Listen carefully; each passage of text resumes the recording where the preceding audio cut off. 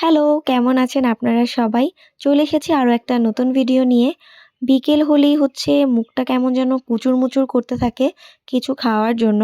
এখন তো একদম বিকেলের টাইমেই সন্ধ্যা হয়।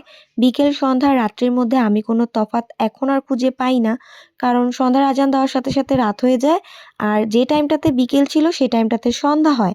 তো ওই টাইমে যদি কিছু খাই, রাত্রের বেলায় দেখা যায় আর কিছু খাওয়ার মতন মন থাকে না বা ইচ্ছা করে না।